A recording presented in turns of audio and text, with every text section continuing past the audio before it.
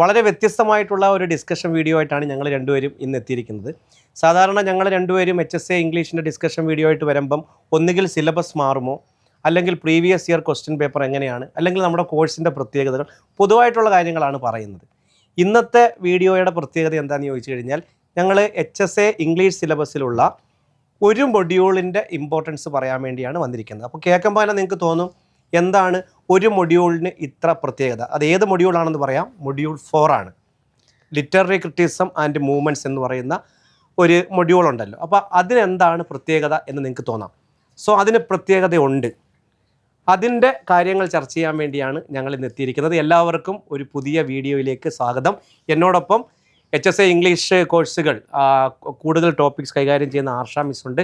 അതുപോലെ തന്നെ ഞങ്ങൾ സെറ്റ് റീലോഞ്ച് ചെയ്യുന്നുണ്ട്. അവിടെയും ആർഷ മിസ്സിൻ്റെ സാന്നിധ്യം, ക്ലാസ്സുകൾ നിങ്ങൾക്ക് ലഭ്യമാകും. സോ മിസ്സിനോട് തന്നെ നമുക്ക് ചോദിച്ചറിയാം. മിസ്സേ, എല്ലാവരും പറയുന്നത് വളരെ ഡിഫിക്കൽട്ടായിട്ടുള്ളൊരു മേഖലയാണ് മൊഡ്യൂൾ 4 എന്ന് പറയുന്നത്. അപ്പോൾ എന്താണ് ഈ മൊഡ്യൂളിൻ്റെ ഒരു പ്രത്യേകത? നമ്മൾ സിലബസ് എടുത്ത് നോക്കുമ്പം പോയട്രി, ഡ്രാമ, ഫിക്ഷൻ എന്നൊക്കെ പറഞ്ഞ് ഇങ്ങനെ ഒരു ഒഴുക്കാണ്. പക്ഷെ 4ാമത്തെ മൊഡ്യൂളിലോട്ട് വരുമ്പം അവിടെ ആരുടെ ആയാലും കണ്ണൊന്നും ഉടക്കും. ബിക്കോസ് ഏറ്റവും കോംപ്ലിക്കേറ്റഡ് ആയിട്ടുള്ള, എന്നാൽ പഠിച്ചാൽ നമുക്ക് 100% മാർക്ക് കിട്ടുന്ന, പലരും സ്കിപ്പ് ചെയ്ത് കളയുകയാണ് പതിവ്. അല്ലെങ്കിൽ എന്തെങ്കിലും ബേസിക് മെറ്റീരിയൽ വെച്ച് പ്രിപ്പയർ ചെയ്യും. ബേസിക് മെറ്റീരിയൽ വെച്ച് പ്രിപ്പയർ ചെയ്താൽ പോരാ, നമ്മൾ ഡെപ്തിൽ തന്നെ പഠിച്ചാൽ നമുക്ക് ആ ഒരു, നമ്മൾ പറയത്തില്ല മാത്സ് പോലെ, അതായത് മാത്സിൽ ചിലപ്പം ഇക്വേഷൻസ് വെച്ച് സോൾവ് ചെയ്യുമ്പോൾ നമുക്ക് ഒരു ആൻസറേ കിട്ടൂ. അതുപോലെ പ്രോപ്പറായിട്ട് പഠിച്ചാൽ മാർക്ക് കിട്ടുന്ന ഒരു മൊഡ്യൂളാണ് യൂണിറ്റ് 4. യൂണിറ്റ് 4നെ പറ്റി മാത്രം ഒരു ഡിസ്കഷൻ എന്ന് പറയുമ്പോൾ തന്നെ അതിൻ്റെ ഇമ്പാക്റ്റ് എന്തുമാത്രം വലുതാണ്. റാങ്ക് മേക്കിംഗ് ആയിട്ടുള്ള 4-5 മാർക്ക് അവിടെ നിന്നാണ് വരുന്നത്. നമ്മൾ എല്ലാവരും കഥയും കവിതയൊന്നും അല്ല, അതാണ് ഏറ്റവും വലിയ ഡിഫറൻസ്. നമുക്ക് സമ്മറി വായിച്ചുകൊണ്ടോ അല്ലെങ്കിൽ കുറച്ച് MCQs ചെയ്തുകൊണ്ട് മാത്രം നമുക്ക് അപ്രോച്ച് ചെയ്യാൻ പറ്റുന്ന ഒരു യൂണിറ്റ് അല്ല. എന്നാൽ കഥയും ഈ പറയുന്ന സ്റ്റോറീസും ഒക്കെ അറിയാവുന്നവരെ സംബന്ധിച്ച് യൂണിറ്റ് 4 ഒരു ടഫ് നെറ്റായിട്ട് തന്നെ നിൽക്കും. നല്ല ബുദ്ധിമുട്ട് ഉള്ള ഒരു ഏരിയ ആണ്.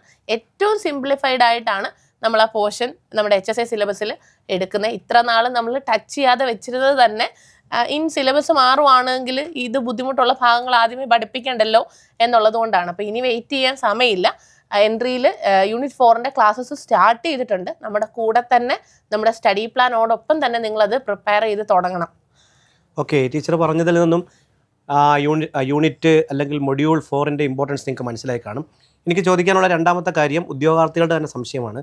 അതിനകത്ത് പ്രത്യേകിച്ച് സിലബസിൽ കൊടുത്തിട്ടുണ്ട് MH എബ്രഹാമിൻ്റെ ടെക്സ്റ്റ് റെഫർ ചെയ്യണം എന്ന് കൊടുത്തിട്ടുണ്ട്. അത് മാത്രമാണോ ആധികാരികമായിട്ട് നമ്മൾ റെഫർ ചെയ്യേണ്ടത്? അതിനപ്പുറത്ത് ഏതെങ്കിലും ടെക്സ്റ്റ് ബുക്ക് റെഫർ ചെയ്യേണ്ടതായിട്ടുണ്ടോ ഈ മൊഡ്യൂൾ പഠിക്കാൻ? MH എബ്രഹാംസിന്റെ ടെക്സ്റ്റ് ബുക്കിന്റെ പ്രത്യേകത എന്ന് പറഞ്ഞാൽ, ഒന്നത് പ്രിസ്ക്രൈബ്ഡ് ആണ്. നമുക്കൊരു പുസ്തകം പറഞ്ഞു തന്നിട്ടുണ്ട്, അത് പഠിക്കണം എന്ന് പറയുന്നുണ്ട്. പിന്നീട് ഡിഗ്രി കാലഘട്ടം തൊട്ട് നമുക്ക് അറിയാവുന്ന ടെക്സ്റ്റ് ബുക്കാണ്. അപ്പോൾ കുറച്ചുകൂടെ ഫെമിലിയർ ആയിരിക്കും. പക്ഷേ ടെക്സ്റ്റ് ബുക്കിൽ നിന്ന് അല്ല ചോദിക്കുന്നത്. അതിൻ്റെ ഒരു പ്രത്യേകത എന്ന് പറഞ്ഞാൽ അത്ര റീഡബിലിറ്റി ഉള്ളൊരു പുസ്തകമല്ല. ഒരു ഡിക്ഷണറി വായിക്കുന്ന പോലെ, ഒരു റെഫറൻസ് ടെക്സ്റ്റ് പോലെ നമുക്ക് കൊണ്ട് നടക്കാൻ പറ്റും എന്ന് ഉള്ളതാണ് അതിൻ്റെ ആധികാരികമായ കാര്യം. പക്ഷെ അതിനപ്പുറത്തേക്ക് simplified at the same time comprehensive നോട്ടുകൾ ഇതിന് അഡീഷണൽ ആയിട്ട് വേണം. സാധാരണ സ്റ്റുഡൻസ് 1-2 ടെക്സ്റ്റ് ബുക്കൊക്കെ ചോദിക്കും, പലപ്പോഴും ചോദിക്കാറുണ്ട്. പക്ഷേ നമ്മുടെ നോട്ടുകൾ തന്നെ മതിയാവും. ഡീറ്റെയിൽഡ് ആയിട്ടുള്ള നോട്ടുകളിൽ കൂടി ആ ഒരു ഏരിയ നമുക്ക് കവർ ചെയ്യാവുന്നതാണ്. ഓക്കെ, തുടക്കത്തിൽ ടീച്ചർ പറഞ്ഞു സിലബസ് മാറുന്നതിനെ കുറിച്ച് പറഞ്ഞു. അപ്പോൾ ഈ സിലബസ് മാറുമെന്ന് നമ്മൾ പ്രതീക്ഷിക്കുന്നുണ്ട്, ഉദ്യോഗാർത്ഥികളും പ്രതീക്ഷിക്കുന്നുണ്ട്. വലിയ രീതിയിലുള്ള മാറ്റമൊന്നും വരില്ല, എന്നാലും മാറേണ്ട കുറച്ച് മേഖലകൾ മാറുക തന്നെ ചെയ്യും. അങ്ങനെയാണെങ്കിൽ മൊഡ്യൂൾ 4നെ അത് എങ്ങനെയായിരിക്കും ബാധിക്കുക? സർ, അതിൻ്റെ കൂടെ ഞാനൊരു കാര്യം കൂടി ഒന്ന് ആഡ് ചെയ്തോട്ടെ. നമ്മൾ ലാസ്റ്റ് വീക്കും PSC ആയിട്ട് കോൺടാക്ട് ചെയ്തിട്ടുണ്ടായിരുന്നു. ഞാൻ നമ്മുടെ ലൈവിൽ ഉൾപ്പെടെ പറഞ്ഞു, അവരും നിലവിൽ ഒരു സോളിഡ് ഡിസിഷൻ എടുത്തിട്ടില്ലെന്നാണ് അറിയാൻ പറ്റുന്നത്. അവരൊരു സോളിഡ് ഡിസിഷൻ എടുത്തിട്ടില്ല. പക്ഷേ കൺഫർമേഷൻ്റെ കൂടെ ചേഞ്ച് ഉണ്ടെങ്കിൽ വരും എന്നാണ് പറയുന്നത്. അത് വളരെ ഒരു ചെറിയ സമയം നമുക്ക് കിട്ടും. അതുകൊണ്ട് അതിന് മുൻപേ തന്നെ പഠിച്ച് തീർക്കുന്നതായിരിക്കും നല്ലത്. പിന്നെ ഒരു റിവിഷനുള്ള സമയമൊക്കെ കാണും. അന്നേരം സിലബസ് ചേഞ്ച് ചെയ്താലും നമ്മൾ അതനുസരിച്ച് ക്ലാസ്സുകൾ നിങ്ങൾക്ക് തരും, അതിലൊന്നും പേടിക്കണ്ട. ഇനി യൂണിറ്റ് 4ലേക്ക് വന്നാൽ, സിലബസ് ചേഞ്ച് വന്നാൽ, നമ്മൾ നിലവിലത്തെ സിലബസ് നോക്കുമ്പം അത് കൾച്ചറൽ സ്റ്റഡീസിലോട്ട്, അതായത് സയൻസിലോട്ടും സിമ്പിൾസിലോട്ടും സസൂറിലേക്കും ഒക്കെ ഇങ്ങനെ വന്ന് എൻഡ് ചെയ്ത് നിൽക്കുക. അതായത് കൾച്ചറൽ സ്റ്റഡീസിലോട്ടൊരു കൈ ഇങ്ങനെ വെച്ചിട്ട് ഞാൻ കൾച്ചറൽ സ്റ്റഡീസിനെ തൊട്ടു, പക്ഷേ ഞങ്ങളുടെ സിലബസ് സിമ്പിളാണ് എന്നൊരു മെത്തേഡിലാണ് 2015 വന്ന സിലബസ് നിൽക്കുന്നത്. പക്ഷേ കഴിഞ്ഞുപോയ 10 വർഷത്തിനിടയിൽ കേരളത്തിലെ ഡിഗ്രി കോഴ്സുകളിൽ പോലും ഇതല്ല ഇതല്ല നമ്മൾ ക്രിറ്റിസിസവും മൂവ്മെന്റ്സും ആയിട്ട് പറയുന്നത്. വലിയ ചേഞ്ച് വന്നിട്ടുണ്ട്. കൾച്ചറൽ സ്റ്റഡീസ് ഉൾപ്പെടെ, പോസ്റ്റ് ഹ്യൂമനിസം, ഇക്കോ ക്രിറ്റിസിസം ഉൾപ്പെടെ ഒരുപാട് കാര്യങ്ങൾ വന്നിട്ടുണ്ട്. സോ കൾച്ചറൽ സ്റ്റഡീസ് സിലബസിലേക്ക് ഇൻക്ലൂഡഡ് ആവാൻ സാധ്യത ഉണ്ട്. പിന്നെ നമ്മൾ യൂണിറ്റ് 4 പരിശോധിക്കുമ്പോൾ നമുക്ക് ഒരിക്കലും പറയാൻ പറ്റത്തില്ല അരിസ്റ്റോട്ടിലിനെയോ അല്ലെങ്കിൽ TS എലിയറ്റിനെയോ എടുത്ത് മാറ്റിയിട്ട് ഒരു സിലബസ് ചേഞ്ച് നമ്മൾ പ്രതീക്ഷിക്കുന്നേ ഇല്ല. പക്ഷേ ചിലപ്പം ആ സ്റ്റാർട്ടിങ്ങിലുള്ള രസയൊക്കെ ഒന്ന് മാറാൻ സാധ്യത ഉണ്ട്. സോ നമുക്കറിയില്ല, എങ്കിൽ പോലും സിലബസ് ചേഞ്ച് നമ്മൾ എക്സ്പെക്ട് ചെയ്യുന്ന ഒരു ഏരിയ ആണ്. അതുകൊണ്ട് തന്നെ പ്രിപ്പയർ ചെയ്യുമ്പം കോംപ്രിഹെൻസീവ് ആയിട്ട് തന്നെയാണ് നോട്ട്സ് ഉൾപ്പെടെ കൊടുക്കുന്നത്. മൈനർ വേരിയേഷൻസ് ആണ് നമ്മൾ എക്സ്പെക്ട് ചെയ്യുന്നത്, എങ്കിലും കൾച്ചറൽ സ്റ്റഡീസ് ഇൻക്ലൂഡഡ് ആവാനുള്ള സാധ്യത ഉണ്ട്. ഓക്കെ. സോ ടീച്ചർ സിലബസിനെ കുറിച്ച് പറഞ്ഞപ്പം പറയാതെ പോയൊരു കാര്യം, ആദ്യത്തെ 4 മൊഡ്യൂൾ, അതായത് ഡ്രാമ, പോയട്രി, പ്രോസ്, ലിറ്റററി ക്രിറ്റിസം, അവിടെയാണ് ഏറ്റവും കൂടുതൽ വെയിറ്റേജ് ഉള്ളത്. 40 മാർക്കിനാണ് ചോദിക്കുന്നത്. 80-ൽ 40 മാർക്കിനും ആ മേഖലയാണ്.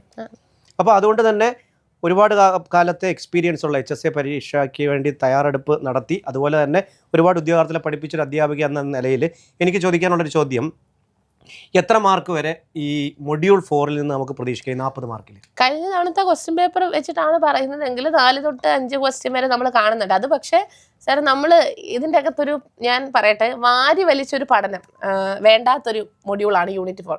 ബാക്കി ഇപ്പം ഏത് ഡ്രാമ എടുത്താലും ഞാൻ പറയും A to Z പഠിക്കണം, ഫുള്ള് പഠിക്കണം, എങ്ങനെ വേണേലും ക്വസ്റ്റ്യൻ വരാം. പക്ഷേ ഇത് അങ്ങനെയല്ല. ഇപ്പം നമുക്ക് കൃത്യമായിട്ട് ക്വസ്റ്റ്യൻ പേപ്പർ എടുക്കുമ്പോൾ അറിയാം, TS എലിയറ്റിൻ്റെ ഒരു ക്വസ്റ്റ്യൻ, അരിസ്റ്റോട്ടലിൻ്റെ ഒരു ക്വസ്റ്റ്യൻ, ഈ രസാധ്വനിയിൽ നിന്നൊരു ചോദ്യം, അങ്ങനെ സ്പെസിഫിക് ആയിട്ട് ചോദ്യങ്ങൾ വരുന്ന ഒരു ഏരിയ ആണ്. മൂവ്മെന്റ്സിൽ നിന്നൊരു ചോദ്യം, ഇങ്ങനെയൊക്കെയാണ് വരുന്നത്. ഒരു 4 to 5 ക്വസ്റ്റ്യൻസ് ഒക്കെ നമുക്ക് പ്രതീക്ഷിക്കാം. അതിൽ തന്നെ ഒരു 3 എണ്ണം നമുക്ക് പ്രഡിക്റ്റ് ചെയ്ത് പഠിപ്പിക്കാൻ പറ്റും. ഇത് തന്നെ ചോദിക്കും. പിന്നെ 2 എണ്ണത്തിന് വേണ്ടിയാണ് നമ്മൾ ഈ ടഫ് ഡ്വെല്ലിംഗ് നടത്തേണ്ടത്. ഈ പ്രീവിയസ് ഇയർ ക്വസ്റ്റ്യൻ പേപ്പറിൽ ഏതൊക്കെ ഏരിയാസിൽ നിന്നാണ് ചോദ്യങ്ങൾ വന്നത്? യൂണിറ്റ് 4-ൽ അരിസ്റ്റോട്ടലിൻ്റെ ചോദിച്ചിട്ടുണ്ട്, പോയറ്റിക്സിൽ നിന്ന് ചോദ്യം ചോദിച്ചിട്ടുണ്ട്, ദെൻ തിയറീസിൽ നിന്ന് ചോദിച്ചിട്ടുണ്ട്. മൂവ്മെന്റ്സ് കുറേ ഉണ്ട് പഠിക്കാൻ. എനിക്ക് തോന്നുന്നു അവിടങ്ങളിലൊക്കെ നമുക്ക് വേണമെങ്കിൽ കുറച്ചുകൂടി MH എബ്രഹാംസിലോട്ട് കോൺസെൻട്രേറ്റ് ചെയ്ത് നിൽക്കാം. അതിൽ നിന്ന് ചോദിച്ചിട്ടുണ്ട്.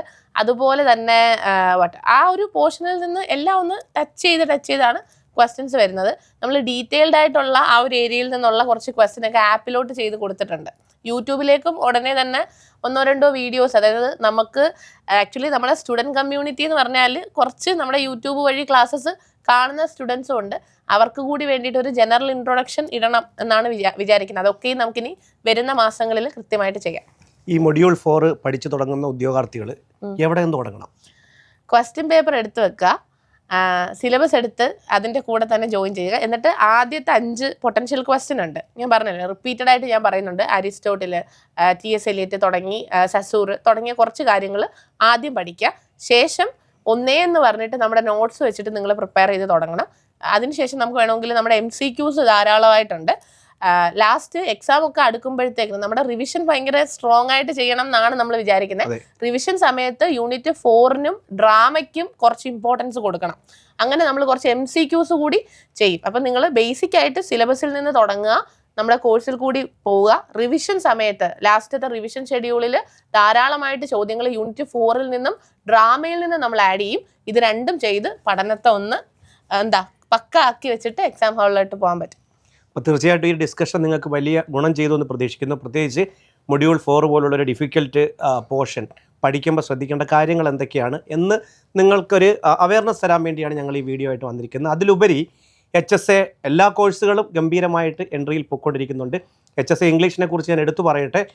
HSA ഇംഗ്ലീഷ് മെൻറ്റർഷിപ്പ് ബാച്ചിൽ തന്നെ ഒരുപാട് ഉദ്യോഗാർത്ഥികൾ, 1000-ഓളം ഉദ്യോഗാർത്ഥികൾ, നമ്മൾ ഉടനെ തന്നെ 1000-ഓളം ഉദ്യോഗാർത്ഥികൾ നമ്മുടെ മെൻറ്റർഷിപ്പ് ബാച്ചിലേക്ക് എത്തും. 16,000-ഓളം ആപ്ലിക്കൻസ് ഉണ്ട് കേരളത്തിലുടനീളം എല്ലാ ജില്ലകളിലും ഇംഗ്ലീഷിൽ. അപ്പോൾ പഠിച്ച് തുടങ്ങാനിരിക്കുന്നവർ, ഇനിയും പഠനം, പിന്നെ പലരും വിചാരിക്കുന്ന സിലബസ് വരട്ടെ, സിലബസ് വന്നതിന് ശേഷം പഠിക്കുക എന്നും പറഞ്ഞിരിക്കുന്നവരുണ്ട്. പക്ഷേ അതൊരു മണ്ടത്തരമാണ്. കാരണം സിലബസ് വരുന്നതിന് മുമ്പ് പഠിച്ചു തീർക്കാൻ പറ്റുന്ന ഒരുപാട് മേഖലകളുണ്ട്, മാറാത്ത മേഖലകൾ. ഇനി സിലബസിൽ മാറ്റം വന്നാലും അതിനെ തടയിടാൻ തക്കവണ്ണം എൻട്രിയുടെ ടീം സജ്ജമാണ്. 7ഓളം ഇംഗ്ലീഷ് അധ്യാപകരാണ് എന്നോടൊപ്പം അഹോരാത്രം പണിയെടുത്തുകൊണ്ടിരിക്കുന്നത്, എന്ന് വെച്ചാൽ വർക്ക് ചെയ്തുകൊണ്ടിരിക്കുന്നത്. അവർ ഉദ്യോഗാർത്ഥികൾക്ക് ഭയങ്കരമായ സപ്പോർട്ട് കൊടുക്കുന്നുണ്ട്. ലൈവിലൊക്കെ വന്നിട്ട് നമ്മുടെ കോഴ്സിനെ കുറിച്ച് നിങ്ങൾ ചോദിച്ചാൽ ഒരു നെഗറ്റീവ് അഭിപ്രായം ആരും പറയത്തില്ല. അത്രമാത്രം കോൺഫിഡൻസോടു കൂടിയാണ് ഞാനിത് പറയുന്നത്. കാരണം ലൈവ് 2 ആഴ്ച കൂടുമ്പം ലൈവിൽ വന്നിട്ട് ഉദ്യോഗാർത്ഥികളുടെ അടുത്ത് ഞാൻ നേരിട്ട് ചോദിക്കാറുണ്ട്, അവരുടെ അഭിപ്രായങ്ങൾ കേൾക്കാറുണ്ട്. പോസിറ്റീവായിട്ടുള്ള കാര്യങ്ങൾ ഒരുപാട് വരാറുണ്ട്, നെഗറ്റീവായിട്ട് അവർ പറയുന്ന സജഷൻസ് മാത്രമാണ്. അത് നമ്മൾ പരിഹരിച്ചാണ് മുന്നോട്ട് പോയിക്കൊണ്ടിരിക്കുന്നത്. അപ്പോൾ അതുകൊണ്ട് തന്നെ കോഴ്സിൽ പൂർണ്ണമായിട്ടും വിശ്വാസം അർപ്പിക്കുക. ഇനിയും പഠിച്ചു തുടങ്ങാത്തവർക്ക്, ഏതെങ്കിലും ഒരു ആപ്പിൽ വരണമെന്ന് ആഗ്രഹിക്കുന്നവർക്ക്, ഒരു കോച്ചിങ് വേണമെന്ന് ആഗ്രഹിക്കുന്നവർക്ക് എല്ലാവർക്കും തിരഞ്ഞെടുക്കാൻ പറ്റുന്ന ഒരു ഓപ്ഷനാണ് എൻട്രി. ധൈര്യമായിട്ട് വരാം. നിങ്ങൾ ആഗ്രഹിക്കുന്ന ഒരു കോഴ്സ് നിങ്ങൾക്ക് കിട്ടും. ഞാൻ എപ്പോഴും പറയാറുള്ള പോലെ ജോലി വാങ്ങിത്തരുന്നതിനപ്പുറം ആദ്യത്തെ 10 റാങ്കിനകത്ത് എത്തിക്കാൻ വേണ്ടതെല്ലാം ചെയ്യാം എന്നൊരു ഉറപ്പ് മാത്രമാണ് എൻട്രിക്ക് തരാൻ കഴിയുന്നത്. ആ ഒരു ഉറപ്പിൻ്റെ പുറത്താണ് ഞങ്ങളുടെ ഉദ്യോഗാർത്ഥികൾ ഞങ്ങളെ തേടി എത്തുന്നത്. സോ എല്ലാവർക്കും ഇനി എന്തെങ്കിലും ടീച്ചറിന് പറയാനുണ്ടോ? 1-2 കാര്യങ്ങൾ നമ്മുടെ ലൈവിലെ സ്റ്റുഡൻസിനോട് പറയുന്നതാണ്. അത് ഇവിടെ ഒന്ന് ആഡ് ചെയ്തേക്കാം എന്ന് വിചാരിക്കുന്നു. ഒന്ന്, പാലക്കാട്, കാസർഗോഡ്, തിരുവനന്തപുരം ഈ 3 ജില്ലകളിലും അപ്ലൈ ചെയ്ത സ്റ്റുഡൻസിനോടാണ്. മലപ്പുറത്ത് അപ്ലൈ ചെയ്യാതെ എന്നാൽ താരതമ്യേന നിയമനം കൂടുതലുള്ള ഡിസ്ട്രിക്റ്റ് നോക്കി സെലക്ട് ചെയ്തവരാണ്. ഇവരോട് പറയാനുള്ളത് കോമ്പറ്റീഷൻ വളരെ കൂടുതലാണ്. കഴിഞ്ഞ വർഷത്തെ കട്ട് ഓഫുകൾ മൈൻഡിലേക്ക് കൊണ്ടുവരികയേ ചെയ്യരുത്. കാര്യം നമ്മൾ കുട്ടികളോട് സംസാരിക്കുമ്പോഴായാലും നമുക്കത് കൃത്യമായിട്ട് മനസ്സിലാവുന്ന കാര്യമാണ്. തിരുവനന്തപുരത്ത് നല്ല കോമ്പറ്റീഷനാണ്. തിരുവനന്തപുരത്തെക്കാൾ കോമ്പറ്റീഷൻ കൂടുതൽ വരാൻ സാധ്യതയുള്ള ജില്ലയായിട്ട് പാലക്കാട് മാറി. അതിൻ്റെ ആ ഒരു ജിയോഗ്രഫിക്കൽ പൊസിഷനിങ് തന്നെ അവിടുന്ന് വരാം ഇവിടുന്ന് വരാം എന്നുള്ള ആപ്ലിക്കൻസ് വന്നിട്ടുണ്ട്. നന്നായിട്ട് പ്രിപ്പയർ ചെയ്യണം, പ്രോപ്പറായിട്ട് പഠിക്കണം. പിന്നീട് സ്കിപ്പ് ചെയ്യാൻ നിൽക്കരുത്. ബിക്കോസ് യൂണിറ്റ് 4 സ്കിപ്പ് ചെയ്യാനൊരു സാധ്യതയുണ്ട്. ഫോണറ്റിക്സ് സ്കിപ്പ് ചെയ്യാനൊരു ഉള്ളിൽ നിന്നൊരു ടെൻഡൻസി വരും. കറണ്ട് അഫയേഴ്സ് സ്കിപ്പ് ചെയ്യാനൊരു ടെൻഡൻസി വരും. ഇതെല്ലാം റാങ്ക് മേക്കിംഗ് ആണ്. അതുകൊണ്ട് പ്രോപ്പറായിട്ട് പഠിക്കണം. പിന്നെ എനിക്ക് നമ്മുടെ കൂടെയുള്ള അധ്യാപകരുടെ കൂടെ വർക്ക് ചെയ്യുന്ന ഒരു ഇതിൽ പറയുവാണ്, പാർട്ട് ബിയിൽ നിന്ന് നമ്മൾ പഠിപ്പിക്കാത്തൊരു ക്വസ്റ്റ്യൻ വരാൻ യാതൊരു സാധ്യതയില്ല. അത്രമാത്രം കോംപ്രിഹെൻസീവ് ആയിട്ടാണ് നമ്മൾ ക്ലാസ് എടുത്തുകൊണ്ടിരിക്കുന്നത്. പാർട്ട് ബിയിൽ നിന്ന് 100% പാർട്ട് ബി കംപ്ലീറ്റ് കവർ ചെയ്ത് നിങ്ങളുടെ ഫ്രണ്ടിലോട്ട് എത്തിക്കുന്ന ഒരു മെത്തേഡിലാണ് നമ്മളിപ്പോൾ പ്രിപ്പറേഷൻ പോകുന്നത്. നമ്മുടെ കൂടെ പഠിക്കുവാണെങ്കിൽ 100% റെനസ എടുക്കുന്ന രഞ്ജിത്ത് സാറാണ്. നമ്മുടെ രഞ്ജിത്ത് സാർ എടുക്കുന്നുണ്ട്. ശ്യാം സാറിൻ്റെ CA ഉണ്ട്. അതുപോലെ തന്നെ ഫോണറ്റിക്സ് ആനന്ദ് സാർ പറയുന്നുണ്ട്. സാറ് പഠിപ്പിച്ചതേ വരും.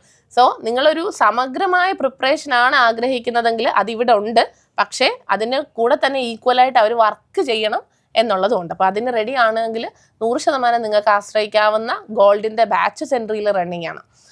ജോയിൻ ചെയ്യുക, പഠിക്കുക. ഇനി വളരെ കുറച്ച്, ഓഗസ്റ്റ് എന്ന് പറഞ്ഞാൽ നമുക്ക് ഒരു സെപ്റ്റംബറോടെ ഇട്ട് സ്റ്റഡി പ്ലാൻ ഇട്ട് റിവിഷൻ ചെയ്യണം. അത് മാത്രമല്ല സിലബസ് മാറുമ്പോൾ അതിനെ ഓവർകം ചെയ്യണം. അങ്ങനെ ഒരുപാട് കടമ്പകളുണ്ട്.